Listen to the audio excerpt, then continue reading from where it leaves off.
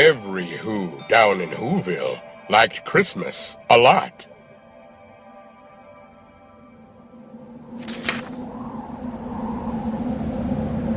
But the Grinch, who lived just north of Whoville, did not. The Grinch hated Christmas, the whole Christmas season. Now, please don't ask why. No one quite knows the reason. It could be his head wasn't screwed on just right. It could be, perhaps, that his shoes were too tight. But I think the most likely reason of all may have been that his heart was 2 sizes too small.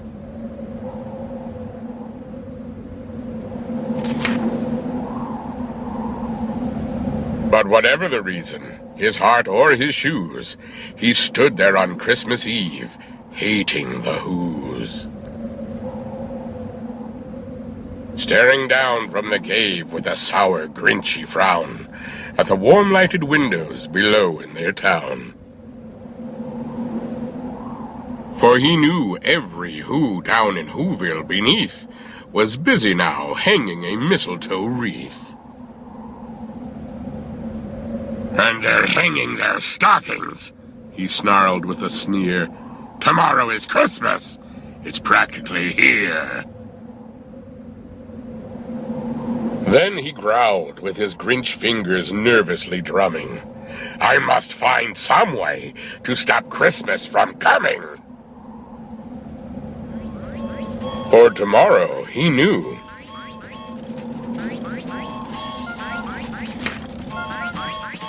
all the Who girls and boys would wake bright and early. They'd rush for their toys. And then, oh, the noise! Oh, the noise! Noise! Noise! Noise! That's one thing he hated. The noise! Noise! Noise! Noise!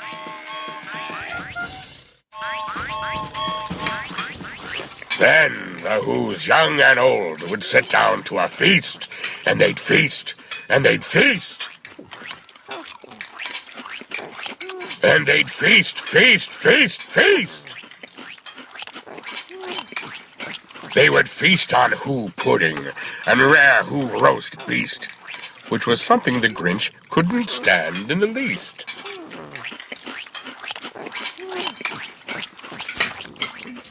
And then they'd do something he liked least of all.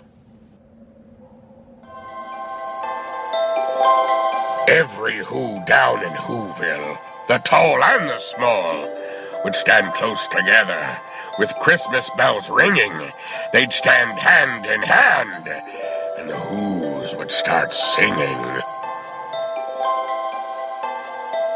They'd sing, and they'd sing, and they'd sing, sing, sing, sing.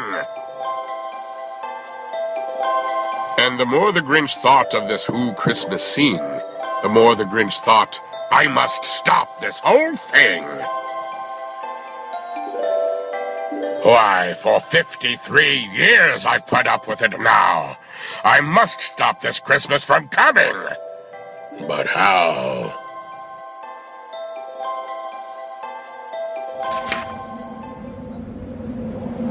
Then he got an idea. An awful idea. The Grinch got a wonderful, awful idea.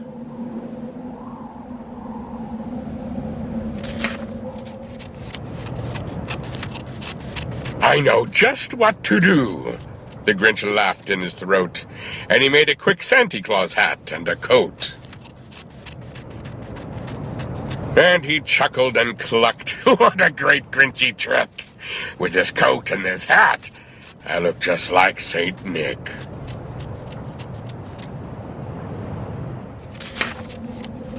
All I need is a reindeer. The Grinch looked around, but since reindeer are scarce, there were none to be found. Did that stop the old Grinch? No, the Grinch simply said, if I can't find a reindeer, I'll make one instead. So he called his dog Max. Then he took some red thread, and he tied a big horn on top of his head.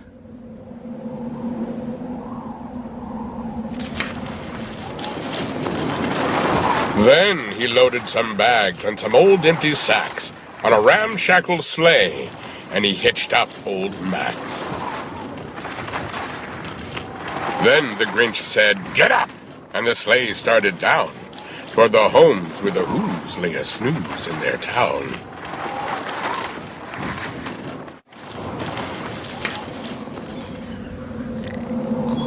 All their windows were dark. Quiet snow filled the air. All the Who's were all dreaming sweet dreams without care when he came to the first little house on the square.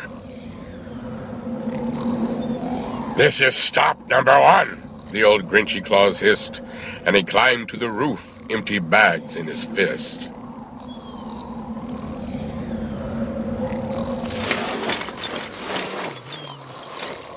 Then he slid down the chimney, a rather tight pinch.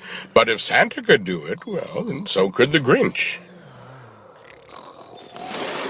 He got stuck only once, for a moment or two.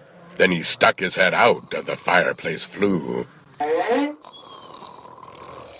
where the little Who's stockings all hung in a row. "These stockings," he grinned, "are the first things to go."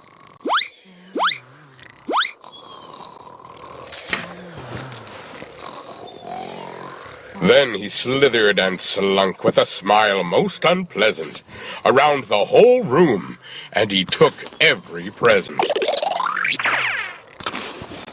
Pop guns and bicycles, roller skates, drums, checkerboards, tricycles, popcorn, and plums. And he stuffed them in bags. Then the Grinch very nimbly stuffed all the bags one by one up the chimbley.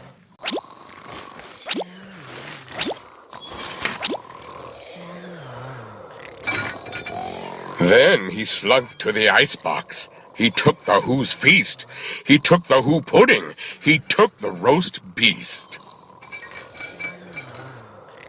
He cleaned out that icebox as quick as a flash. Why, that Grinch even took their last can of Who hash.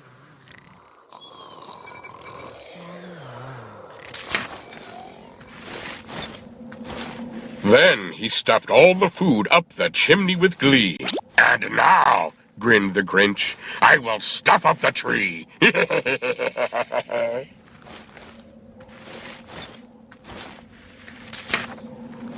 And the Grinch grabbed the tree, and he started to shove, when he heard a small sound like the coo of a dove. He turned around fast, and he saw a small Who, little Cindy Lou who was not more than 2. The Grinch had been caught by this tiny Who daughter, who'd got out of bed for a cup of cold water. She stared at the Grinch and said, "Santa Claus, why? Why are you taking our Christmas tree? Why?"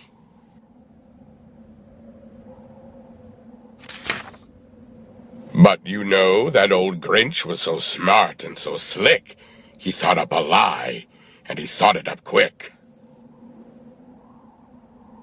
"Why, my sweet little tot," the fake Santa Claus lied, "there's a light on this tree that won't light on one side. So I'm taking it home to my workshop, my dear. I'll fix it up there, then I'll bring it back here."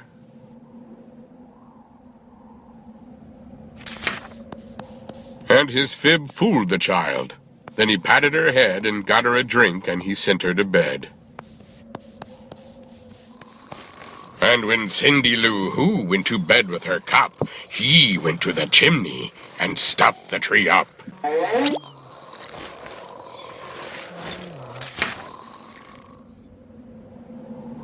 Then the last thing he took was the log for their fire.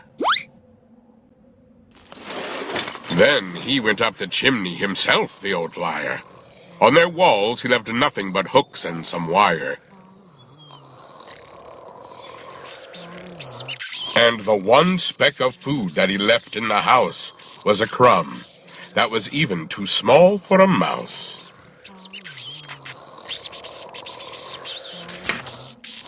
Then he did the same thing to the other Who's houses, leaving crumbs much too small for the other Who's mouses.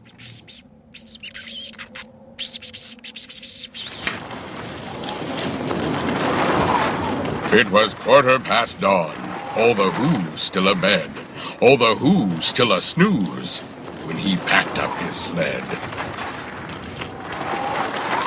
Packed it up with their presents, the ribbons, the wrappings, the tags and the tinsel, the trimmings, the trappings.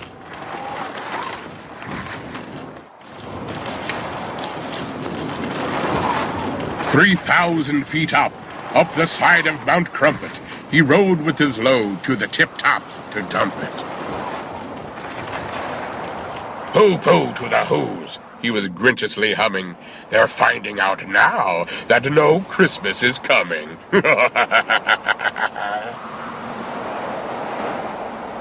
They're just waking up. I know just what they'll do. Their mouths will hang open a minute or two. Then the Who's down in Whoville will all cry boo-hoo.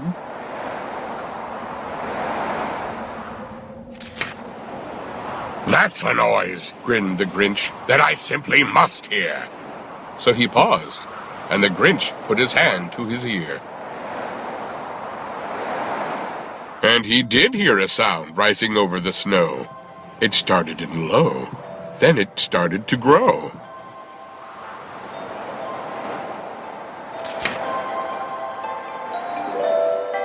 But the sound wasn't sad. Why, this sound sounded merry. It couldn't be so, but it was merry, very. He stared down at Whoville. The Grinch popped his eyes. Then he shook.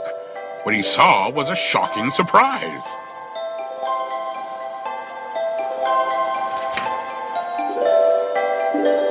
Every Who down in Whoville, the tall and the small, was singing without any presents at all. He hadn't stopped Christmas from coming. It came. Somehow or other, it came just the same.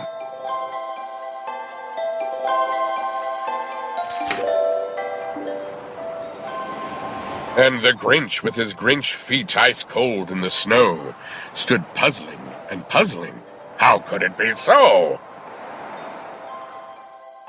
It came without ribbons. It came without tags.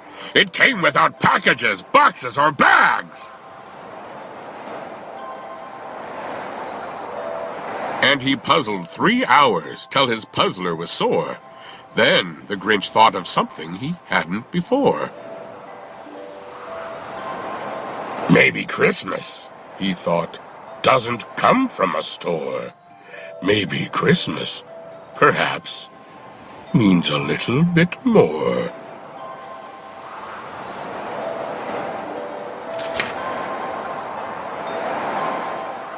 And what happened then? Well, in Whoville they say that the Grinch's small heart grew 3 sizes that day. And the minute his heart didn't feel quite so tight, he whizzed with his load through the bright morning light. And he brought back the toys and the food for the feast, and he